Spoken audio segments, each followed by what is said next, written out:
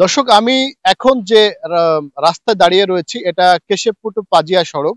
এই সড়কের ঠিক মাঝখানে যে রোডটা দেখতে পাচ্ছেন, এই রোডটা কিন্তু দীর্ঘ 2 বছর যাবত সংস্কারের অভাবে পড়ে রয়েছে। সাধারণ মানুষের যে চলাফেরার যে যাতায়াতের যে সমস্যা, প্রতিনিয়ত একটা ছোটখাটো দুর্ঘটনা ঘটতে রয়েছে। এখানকার স্থানীয় যারা রয়েছেন, এই রাস্তা দিয়ে যারা চলাফেরা করেন, তাদের দাবি রয়েছে যে এই রাস্তাটা আদৌ কি সংস্কার হবে না। খুবই খারাপ অবস্থা, এত খারাপ অবস্থা। এই রাস্তায় মানুষ চলাচলের অনুপযোগী। গাড়ি নিয়ে এই 2 কিলোমিটার মতো ঠেলতে ঠেলতে জীবন পার হয়ে যাচ্ছে। খুবই খারাপ অবস্থা। এই রাস্তায় মানুষ কোনোভাবেই জীবন ধারণের জন্য চলাচলের উপযোগী নাই। এই ঠিকাদার 3টে বছর হয় ভোগাচ্ছে। আজকে 3টে বছর আমরা এই রাস্তায় ওই পাইয়ে হুবলুকাটি ওই এলাকার লোক নর্মাল লোক এই রাস্তায় চলে। আজকে এই জায়গায় বাড়ি খাচ্ছি আমরা। আজকে 3টে বছর, আজ না কাল, কাল না পরশু এই পালি কাজ করতেছে। আসলে এখানে তো দীর্ঘদিন ধরে সমস্যা। এখানে এইভাবে অনেক অ্যাক্সিডেন্ট হয়, বাচ্চা গর্ভবতী মায়েদের জন্য সমস্যা। এটা আমরা প্রায় 4 মাস ধরে ভোগ করতেছি। এই সামনের দিয়ে যে অবস্থা, সবসময় বিপদ।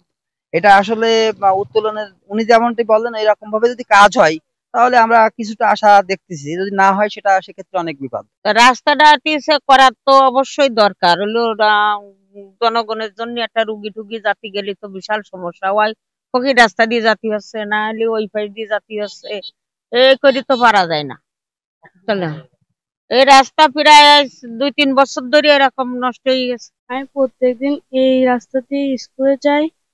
এই রাস্তাটা প্রচুর ভাঙা, এজন্য যাইতে আসতে কষ্ট হয়।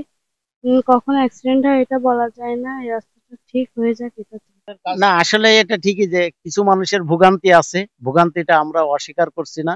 তবে যেহেতু এই রাস্তাটায় পানি উঠে যায়, যার কারণে এটা আমাদের এস্টিমেটে প্রথম যেটা পাঠানো ছিল সেটার থেকে আমাদের এটা রেস আপ করতে হবে। রেস আপ করতে গিয়ে যে জিনিসটা হয়, এটা আবার আমাদের রিভাইসডের প্রশ্ন আসছে। তো রিভাইসটা আমরা হেডকোয়ার্টারে পাঠিয়ে দিয়েছি। এটা আমরা আশা করছি সামনের সপ্তাহের ভিতরে আমাদের অনুমোদন হয়ে যাবে। তো এইটা একটু সময় বা বিলম্ব লাগছে এই কারণে যে আমাদের পিডি স্যার ছিলেন হচ্ছে দেশের বাইরে।